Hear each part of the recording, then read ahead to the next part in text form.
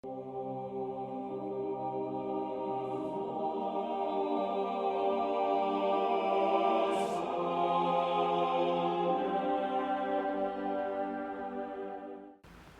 plaisir de nous retrouver tous les jours autour du Padre Pio et commenter ces fioretti, ces anecdotes pleines de pittoresques et de vie surtout, de vie. Comment est-ce qu'un capucin éloigné dans son couvent, dans la clôture d'un couvent, pouvait avoir une vie si riche? C'est impressionnant. Mais en réalité, il a constamment un contact avec la vie réelle, avec ses fils spirituels, les personnes qui venaient du monde entier pour lui demander son aide. Et on voit le charisme qu'il avait été tel, et il convertissait tellement de monde, que c'est bien de lui, de son aide, dont nous avons besoin aujourd'hui. Et donc nous nous retrouvons aujourd'hui.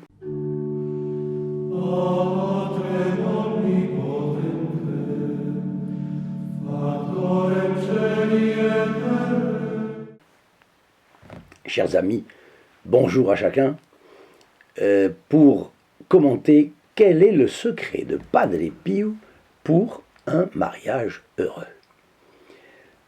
Ne croyez-vous pas que beaucoup auraient intérêt à connaître ce secret avant de se marier? Et les mariés n'auraient-ils pas eux aussi intérêt à le connaître aussi? Les carottes sont cuites, diront certains, mais non. Tant il est vrai, je vous le disais l'autre jour, que l'homme fou est celui qui épouse la femme qu'il aime et que l'homme sage aime la femme qu'il a épousée. Donc il n'est jamais trop tard pour bien faire et pour appliquer les excellents conseils de notre bon capucin, ou les bons conseils de notre excellent capucin. Et notre capucin qui a fait des mariages en quantité, qui en a rabiboché bien d'autres, qui a évité la séparation à d'autres encore, qui a sauvé les vies et les âmes de tant et tant de personnes. La plupart étaient mariés, bien sûr.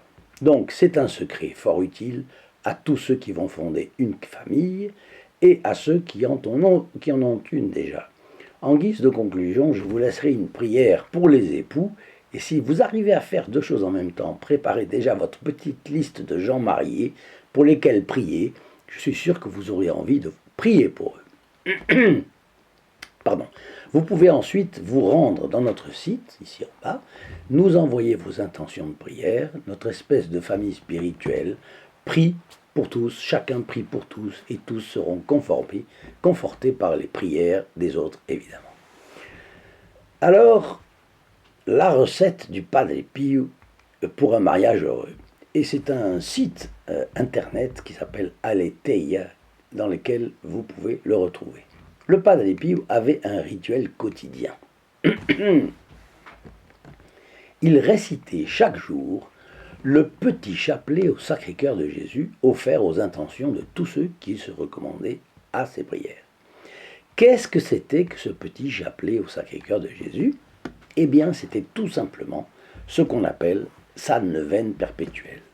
C'est-à-dire qu'il n'arrêtait jamais cette neuvaine tout au long de l'année.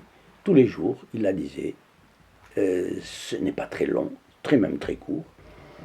Et c'est ce qu'on appelle aussi la neuvaine infaillible. Pourquoi la neuvaine infaillible? Parce que notre Seigneur dans l'Évangile, dans 3 passages, a demandé que nous nous adressions à son Père.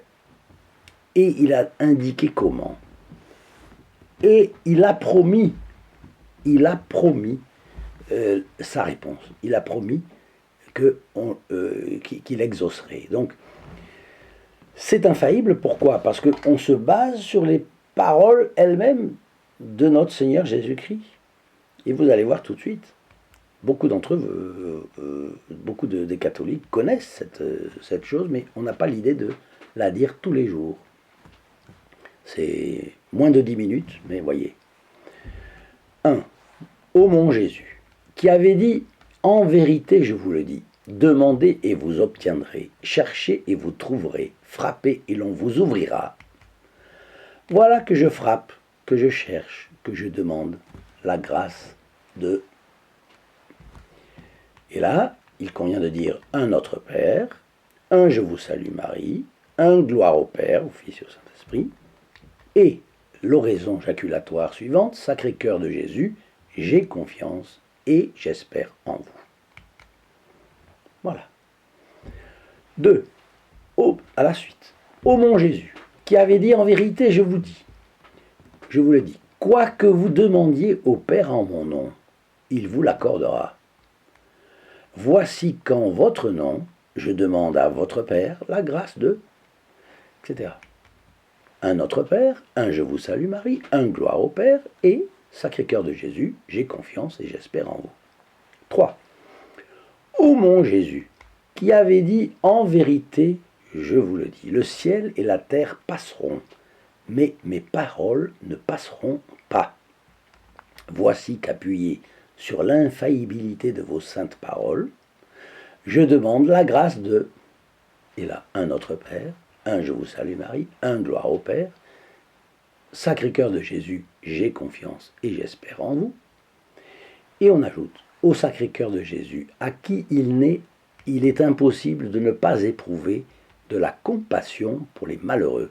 Ayez pitié de nous, misérables pécheurs, et accordez-nous les grâces que nous vous demandons par le cœur immaculé de Marie, votre tendre mère et la nôtre. Saint Joseph, priez pour nous. Et on termine par un Salve Regina. Voilà, c'était le petit chapelet du Padre Pio. Et alors on disait qu'il le priait tous les jours pour les personnes qui se recommandaient à ses prières. Et en effet, ceux-ci étaient nombreux à lui demander son intercession pour une cause difficile.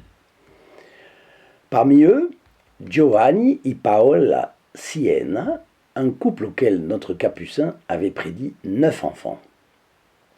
Tout commence en 1928, à San Giovanni Rotondo, où vit le Padre Pio.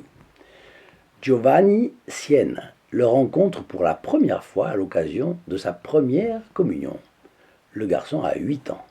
Quel vénard, vous allez dire. Oui, mais il faut se montrer à la hauteur. Bon, après avoir travaillé dans les mines, vous savez que la région de San Giovanni Rotondo était très pauvre. Puis, comme enseignant et journaliste, il finit par rejoindre l'équipe de la maison médicalisée pour les malades pauvres fondée par le Padre Pio, la Casa Sollievo della Sofferenza. Et c'est là qu'il croise de nouveau le Saint Capucin. Au même moment, sa future épouse, Paola, une jeune femme de 21 ans, va régulièrement rendre visite au Padre Pio. Elle habite, elle aussi, San Giovanni Rotondo. Comme elle l'écrira plus tard, c'est grâce à l'intercession du Padre Pio que la jeune femme a été miraculeusement guérie d'une dépression ainsi que de graves problèmes pulmonaires. Convaincue que sa vocation est le mariage, la jeune femme demande un jour conseil au Padre Pio. « Quel est votre désir le plus profond ?» lui demande-t-il. Paola lui répond qu'elle veut fonder une famille, qu'elle aime les enfants et rêve d'en avoir. Réponse du Padre Pio. Alors, prions pour que le bon Dieu vous permette de faire la connaissance d'un jeune homme bon. Parce que c'est ça le problème. Il lui donne également quelques conseils. Confessez-vous régulièrement et recevez la communion tous les jours. Donc, il recommande la communion quotidienne. Quelque temps plus tard, Paola remarque qu'un certain Giovanni, c'était lui, s'intéresse beaucoup à elle. De temps en temps, elle le croise dans l'entourage du Padre Pio. Au bout de quelques mois, ils conviennent de se fiancer. À ce moment-là, ils décident de prier ensemble tous les jours, confiant à Dieu leur futur mariage. Et le 27 août 1950, au cours d'une messe célébrée à 5 heures du matin, notre bon capucin bénit leur mariage. Ému, le Padre Pio répète ce vœu à la fin de la cérémonie. « Soyez heureux, soyez heureux, soyez heureux !» Alors qu'ils sont mariés depuis seulement quelques mois, premier souci. Et grand, d'ailleurs. Paola et Giovanni apprennent qu'ils ne pourront pas avoir d'enfants, car la jeune épouse souffre d'infertilité. Ah!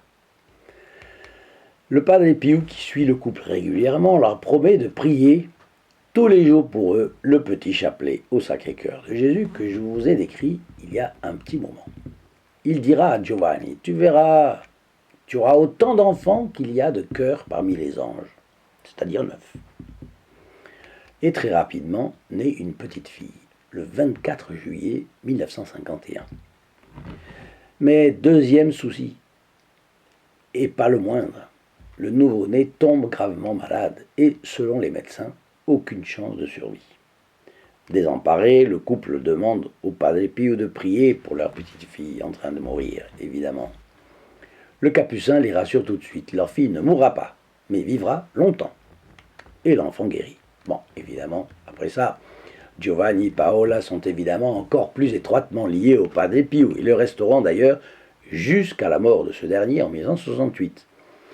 Mais disons plus vrai encore, ils resteront liés au Padre Pio étroitement au-delà de sa mort, comme on l'a vu d'ailleurs dans une de nos récentes vidéos sur certains fils spirituels du Padre Pio, qui gardaient la sensation, la certitude, plus que ça, la certitude de la présence du Padre Pio auprès d'eux, bien qu'il soit monté au ciel. Alors il se confesse auprès de lui, auprès du Padre Pio, prie avec lui, demande régulièrement ses conseils à propos du mariage, de l'éducation de leur mariage, de leur couple, de l'éducation de leurs 9 enfants, et des soucis qui ne manquent jamais dans cette vallée de larmes. Et Paola, la mère de famille, dira un jour, après 60 ans de mariage, je peux dire que la recette du Padre Pio, le petit chapelet au Sacré-Cœur de Jésus, est vraiment remarquablement efficace. Alors, que pensez-vous maintenant de faire, je vous parle à vous, amis du Padre Pio, de faire une grande campagne pour que les facteurs de division des familles cèdent devant le Padre Pio. Et pour cela, partagez ces vidéos, faites connaître le Padre Pio. Nous devons contribuer à ce qu'il parvienne dans chaque foyer, qu'il bénisse les foyers, qu'il pose les bonnes bases pour les foyers de vos enfants ou petits-enfants, qu'il brûle les mauvaises herbes, qu'il chasse les démons, qu'il fasse venir les anges. N'est-ce pas?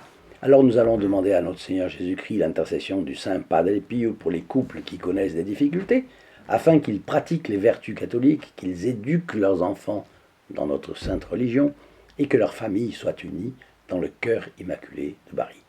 Je vous lis la prière pour les conjoints tirée du livre Les plus belles prières de saint Alphonse, Alphonse de Liguori, du Père Saint-Omer. Évidemment, si quelqu'un dans un ménage veut la lire, c'est intéressant, mais l'idéal est que les conjoints qui peuvent le faire le fassent ensemble. Jésus, ô mon Sauveur, qui nous avait unis de manière indissoluble par un grand sacrement, conservez parmi nous l'esprit d'unité et d'harmonie, afin que nous puissions nous aimer mutuellement comme vous aimez l'Église. Donnez-nous l'esprit de patience et de douceur pour supporter paisiblement nos défauts.